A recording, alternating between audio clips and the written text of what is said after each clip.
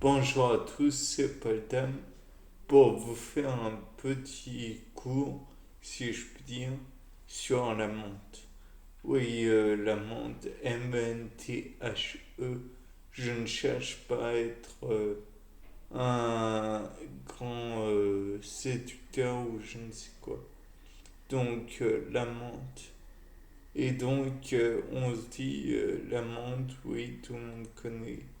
Mais le fait, c'est que la menthe, c'est à la fois très simple et très complexe, dans le sens où la menthe peut se développer très facilement en n'importe quel milieu, du moment qu'elle est marcotée elle se développe, elle est presque envahissante. D'ailleurs, c'est considéré comme un envahissant, mais un envahissant utile.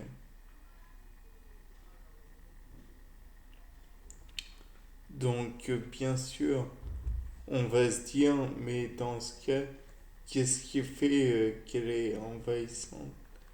Et j'ai envie de vous dire que c'est simplement son système racinaire, car elle fait des rhizomes, je crois, et les rhizomes donc peuvent se propager facilement entre guillemets euh, entre dans tous les terrains. Donc finalement il va y avoir cette plante qui se développe très facilement et dans tous les terrains. Donc finalement, on peut se dire, mais elle ne se développe pas grâce à des stolons comme les fraisiers.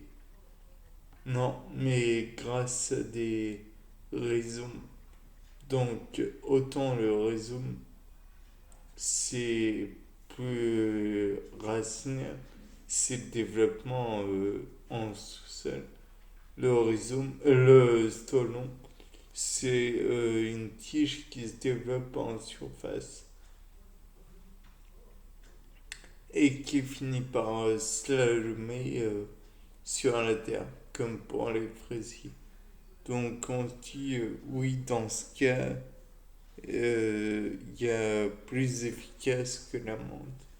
La menthe, en même temps, elle a cette facilité d'adaptation. En fait, pour les agriculteurs, il suffit de planter la tige dans le sol, un genre de marquetage en somme, de bouturage de marquetage. Et finalement, elle va se, se développer facilement, puisque comme on vous l'a déjà sûrement dit, la plante est composée de cellules totipotentes pour la plupart, donc du moins qui peuvent redevenir des cellules totipotentes, à savoir que la plante, une fois dans le sol, n'a plus accès naturellement à la lumière. Donc elle va perdre ses chloroplastes et se développer dans des conditions où il n'y a pas besoin de lumière. Et donc développer des racines et ainsi de suite. Donc la menthe, elle a cette facilité de se redévelopper sous le sol. Et donc, ça rend la culture de la menthe beaucoup plus simple.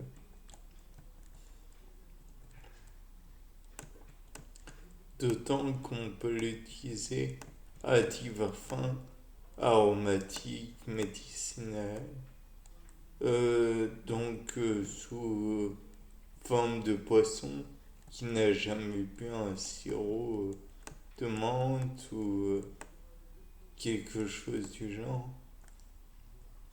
De plus, il y a l'alcool de menthe que tout le monde connaît, mais on ne va pas en faire l'apologie ici. C'est pas bien de boire de l'alcool.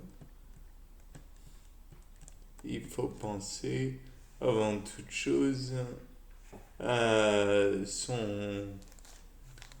à sa santé. Et l'alcool, c'est mal. Bien. Sinon, ce que l'on peut dire, c'est que la menthe est tellement facile à cultiver que finalement on peut envisager la possibilité qu'elle qu'elle soit utilisée naturellement un peu partout. Mais je n'ai pas la preuve de la chose.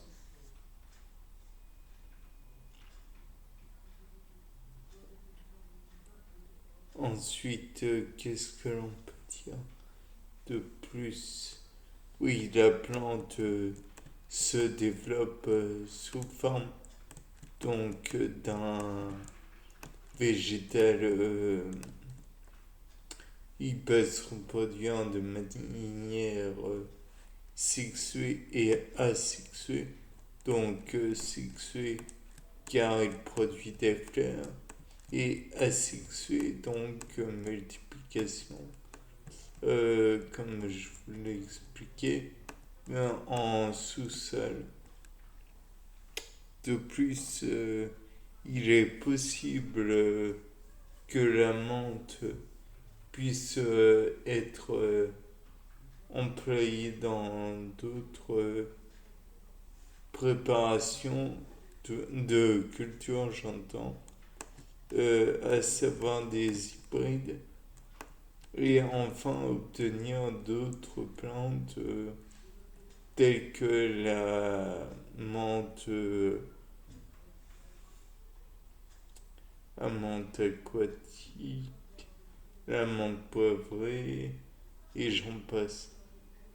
Rappelons néanmoins que si vous distillez le sirop, si vous faites passer le sirop de menthe sur une colonne avec de la silice, vous savez, comme je l'ai expliqué précédemment, il est possible de diviser entre le citral d'un côté et le menthol de l'autre.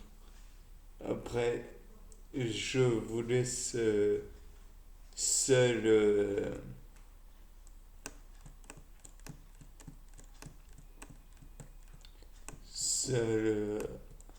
comment dire, seul facteur de la chose. Vous le produisez si vous voulez, sinon, tant pis. Bien, sur ce, à plus. C'était Paul Dame. Au revoir pour un nouveau séquence.